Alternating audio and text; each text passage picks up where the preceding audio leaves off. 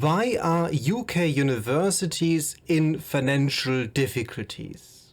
Based on the media, we should believe the following. Increasing the undergrad fees in England and Wales did not really address the problem.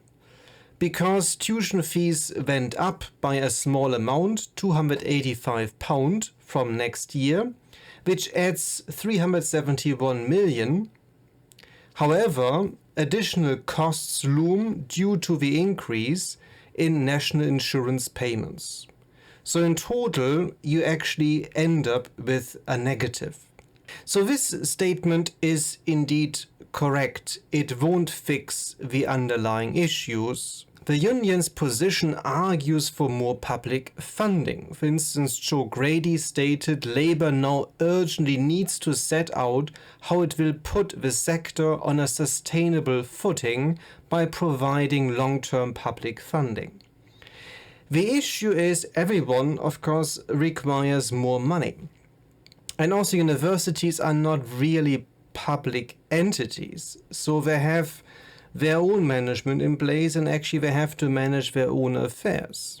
Finally, there is a lot of discussion around visa restrictions, which of course affected the number of international students, and again we look into the data from the Home Office and actually see whether this is true. And of course again, Brexit is to be blamed because Brexit is responsible for everything including the weather. So yet again, data, not feelings. I will use the data sources as follows. I use HESA data, which provides data on student numbers, staffing, costs, and so on, and Home Office data. All the material I use is available online, so there are no restrictions whatsoever, so feel free to use the data. My GitHub repository provides the Excel file with the data and further analyses. In this particular video, I will focus on student numbers. We talk about the impact of Brexit and visa rules, and we look a little bit at costs with a focus on staff costs, because that's the biggest part of operating expenses. There is a lot more to discuss, and as always, if you have any questions or any suggestions, please leave a comment down below. This is much appreciated. Now, certainly there was a change in visa rules. So from 1st of Jan 2024, international students were no longer able to bring dependents on a postgrad research course and courses with government-funded scholarships. Now, this for sure affected the number of applications.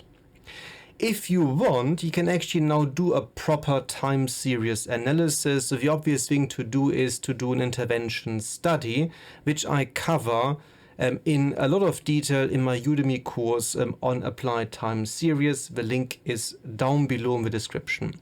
Now, for the purpose of this video, I just do a very simple descriptive analysis, which is actually sufficient to give you an idea about the likely impact on student numbers.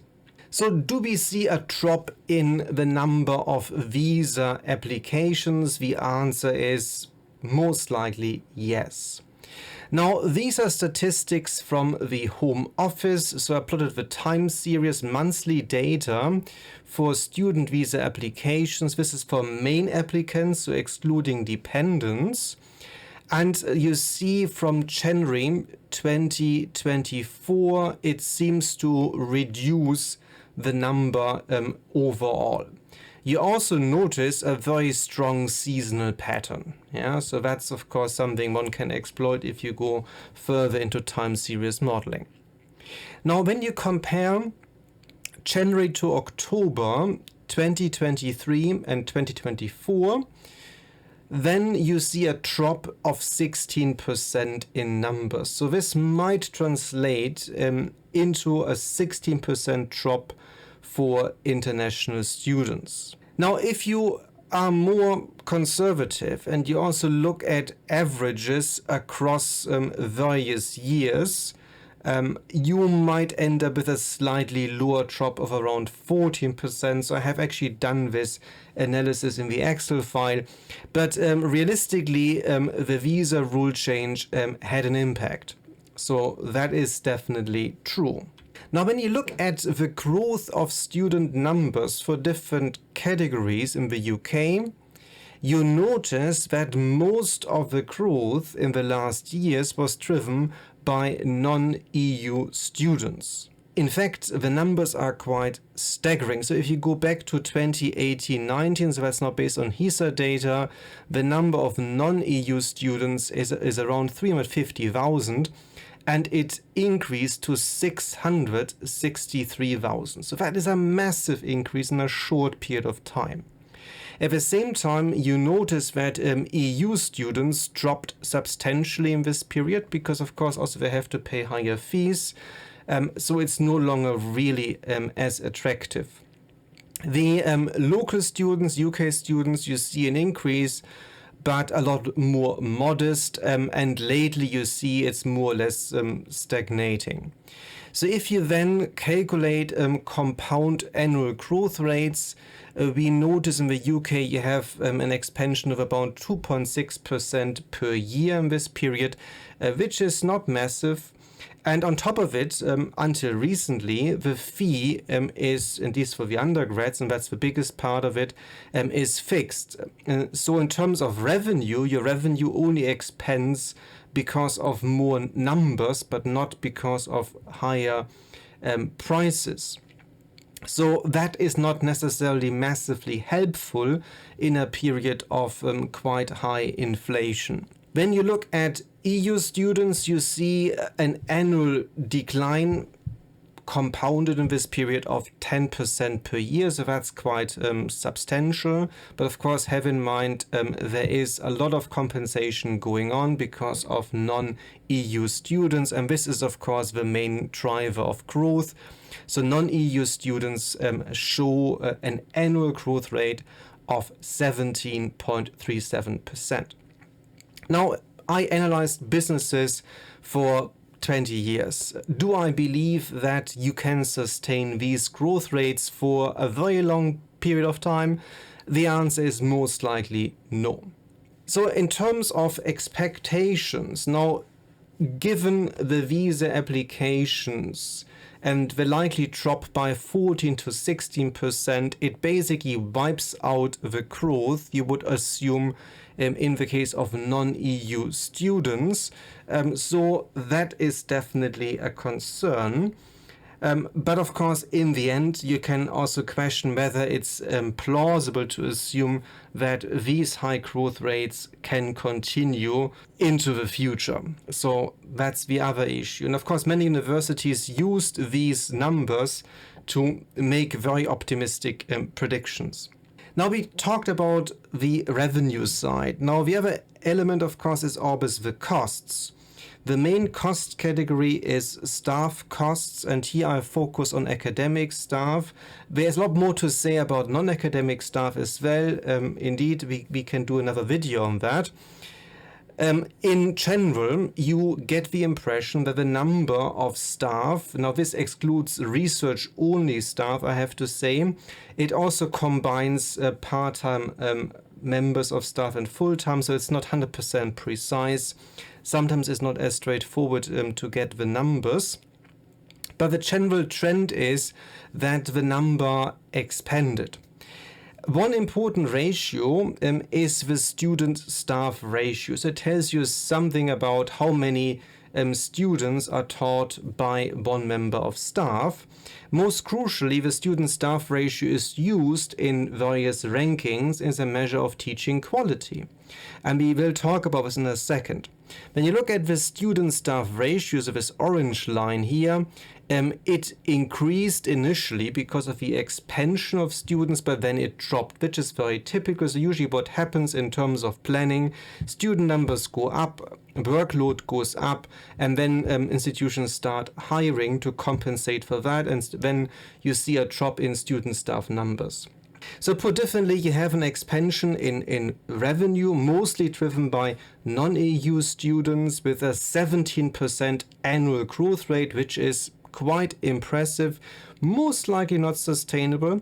However, you see at the same time an expansion of the number of employees, which of course drives your operating costs. So in the end, when you look at profitability, well, they don't have to be profitable, but you have to manage your costs. You also expand your cost base. So that's part of the problem. The trouble in particular with the student-staff ratio is, in my view, and that's only my opinion, many people will criticize that, it's an odd measure of quality. So the argument is that you have to have lots and lots of teaching staff to actually reduce the student-staff ratio, which actually helps you in these teaching-focused rankings. However, it totally ignores the use of technology, like YouTube and, of course, other possibilities to deliver lectures online, to use also, say, gamified content, simulations, and so on. There are many different ways you can actually have a very different learning experience. In a way, you put in place inefficiency, which is a bit odd. It's a bit like, when you think about car manufacturing, fixing the number of people needed to build your car. That's, I don't think, really a massive measure of quality in the end. Of course, wages go up. At the same time, fees for the UK students, undergrad in particular, for a long time were fixed.